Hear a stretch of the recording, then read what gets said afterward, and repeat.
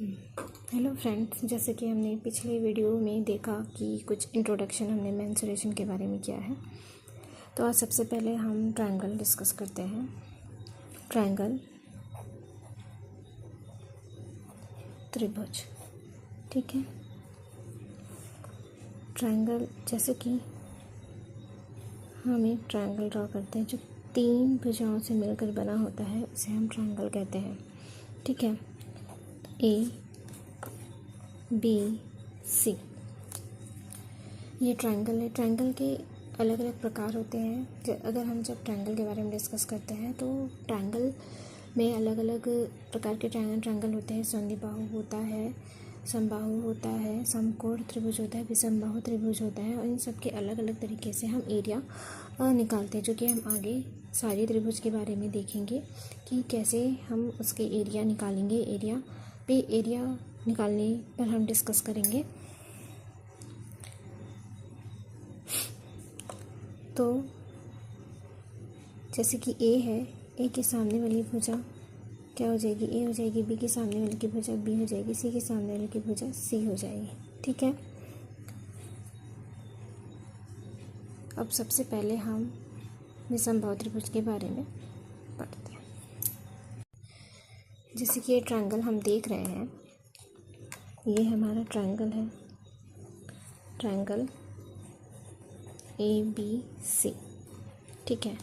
अब हमारे पास अलग अलग टाइप के ट्रायंगल होते हैं, जैसे कि विषमबाहु त्रिभुज, विषमबाहु त्रिभुज। इसमें क्या होता है, इसकी तीनों भुजाएं अलग अलग माप की होती हैं, तीनों भुजाएं अलग अलग होती हैं। एक भी, या हम ये कह सकते हैं कि इसकी एक भी भुजा बराबर नहीं होती। ए बी के बराबर नहीं होती, बी सी के बराबर नहीं होती। दूसरी समबाहु त्रिभुज, इसमें क्या होता है, इसकी सारी भुजाएं, तीनों भुजाएं बराबर होती हैं। एक है समद्विबाहु त्रिभुज,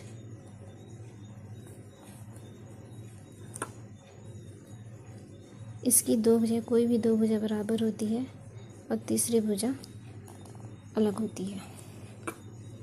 कोई भी दो, चाहे B equals to C is not equals to A कर सकते हैं, या C equals to A is not equals to B कर सकते हैं। जो भी यहाँ पे जैसे हमने लिया ए इक्वल्स टू बी और इज़ नॉट इक्वल्स टू सी, ठीक है, ठीक है।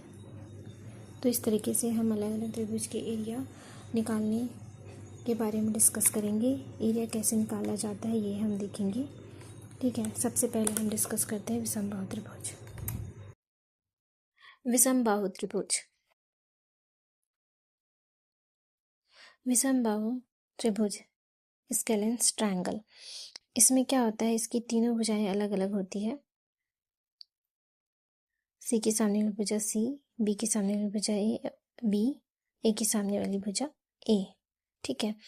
तो जब हम विषमबाहु त्रिभुज की एरिया के बारे में बात करते हैं तो इसका एरिया हम हेरोस के फार्मूला से निकालते हैं। क्या होता है हेरोस का formula? S root over S, S minus A, S minus B, S minus C. ये हेरोस का फार्मूला है। इसमें एस क्या होता है? तीनों भुजाओं का योग बटे 2, ए प्लस बी डिवाइडेड बाई 2, ठीक है। तो इसमें ए हम क्या कह सकते हैं, ये अर्ध परिमाप, इसे हम अर्ध परिमाप कहते हैं। ए प्लस बी प्लस सी इसका परिमाप है और बटे 2, तो ये क्या हो जाएगा? अर्ध परिमाप, ठीक है। अब जैसे अगर हम इसका दूसरा तरीका देखें, अगर हम AD एक परपेंडिकुलर डालें BC पर, AD परपेंडिकुलर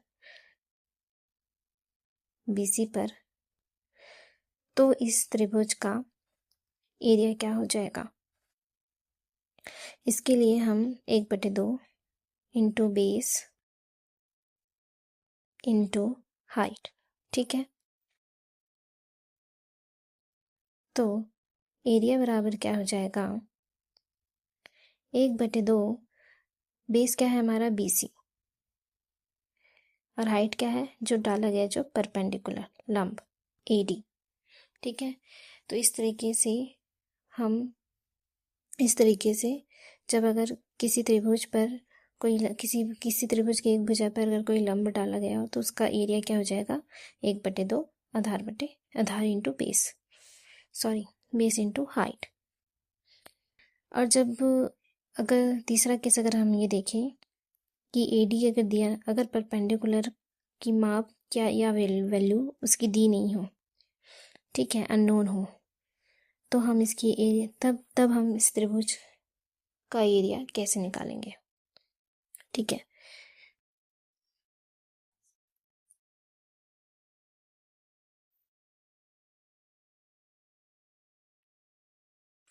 एरिया क्या होता है हमारे पास, एरिया का फॉर्मूला, जब अपन AD को अगर लंब डालें किसी भुजा पर, 1/2 बेस क्या है BC और हाइट क्या है AD, लेकिन AD तो दिया नहीं हुआ है। ठीक है, अब AD नहीं दिया हुआ है तो हम कैसे निकालेंगे, हम लोग के पास पाइथागोरस प्रमेय है। ठीक है, तो थीटा के सामने वाली क्या हो जाएगी, लंब AD। ठीक है, तो AD और कर्ण क्या हो जाएगा, AB, उसकी वैल्यू क्या है, C। ठीक है, तो AD हमारा निकल कर आ जाएगा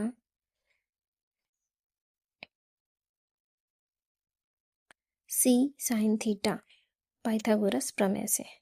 ठीक है, साइन थीटा बराबर लंब बटे कर्ण, AD बराबर AD बटे C, AD equals to C sine theta. ठीक, तो हमारा एरिया क्या हो जाएगा,